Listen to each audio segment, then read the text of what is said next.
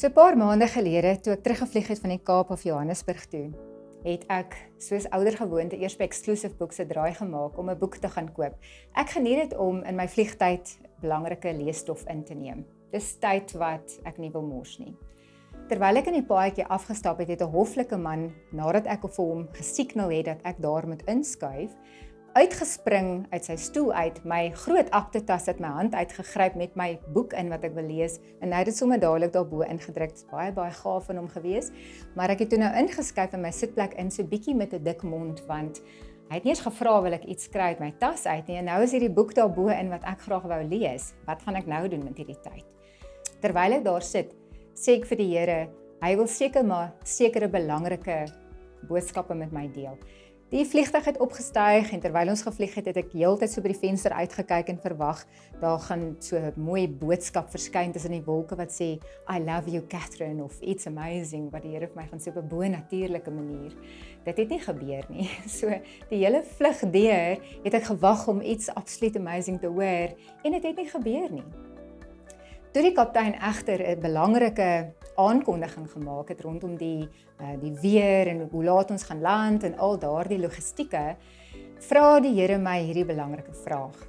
Catherine, have you thought to ask the captain for his license in piloting you to this destination? Nee, dit het glad nie eers by my opgekom om die kaptein te gaan vra of hy lisensie het nie. Ek neem maar aan, hy is kundig genoeg om my te neem na my eindbestemming. En terwyl ek toe nou dit dink, toe besef ek, of dit is wat God in my hart gespreek het, besef jy dat ek soos hierdie kaptein is. Ek is die kaptein wat jou na jou eindbestemming toe sal neem. Al wat jy hoef te doen, is rus veilig en wees veilig in hierdie plek. My seun Jesus Christus is die gordel. Die waardinne wat na jou behoeftes omsien, is soos die engele wat opdragte kry rondom jou. So solank soos wat jy rus in my seun, engele jou bedien, sal ek jou by jou eindbestemming uitbring. En dit beteken jy hoef nie te veel spanning te hê in jou lewe oor sekere goeders wat jy miskien geen mag oor het nie. Ons dink wanneer ons meer eet, gaan ons beter voel. En alhoewel dit waar is vir 'n kort oomblikie, is dit nie vir altyd waar nie. Ek gaan nou vir jou 6 punte gee wat jy prakties kan doen om jou te help om stres beter te kan hanteer. In die eerste plek, maak seker dat jy asemhaal. Ja, jy het my reg gehoor. Haal diep asem. Wanneer jy in stres is, haal diep asem. Nie maar diep asem toe waar jy inhou en uit.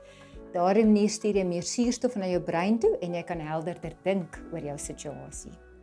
In die tweede geval, maak seker dat jy genoeg water drink en dat jy gesond eet. Gesonde vrugte en groente is die belangrikste om in te neem terwyl jy onder stres is. Water baie belangrik. Water vir jou brein is soos petrol vir 'n kar. As jy genoeg water inneem, dan kan jy meer effektief dink oor jou situasies. In die derde geval, slaap tog bietjie meer. En as jy klaar 20 ure slaap, moet asseblief nie hierdie punt neem nie. Slaap maar meer. Jy moet so 6 tot 8 ure ten minste slaap inkry, want dan rus jou liggaam en jou brein kan ook helderder dink oor jou brein kan ook helderder dink. In die vierde plek, maak seker dat jy aanvullers inneem. Omega 3, 6 en 9 is baie belangrik vir jou brein en dit is iets wat jy nie moet nalat nie. Die vyfde plek, maak seker dat jy genoeg oefening kry. Ja, gaan tog bietjie gym toe, gaan werk daai muscles en maak seker dat jy dalk bietjie om die blok gaan stap of bel 'n vriendin en kry mekaar iewers gaan stap, gaan hardloop. Doen net iets fisies vir jou liggaam. Jou liggaam is ontwerp om te oefen. As jy oefen, stuur jou brein meer suurstof uit en jou liggaam kan gesonder wees. In die 6de plek, onthou jou denke. Nuwe denke, nuwe jy. Kyk na jou perspektiewe. Kyk oor hoe jy dink oor jou situasie. Wat is die taal wat jy gebruik? Wat is die semantics? Hoe jy jou probleem definieer, jou situasie definieer.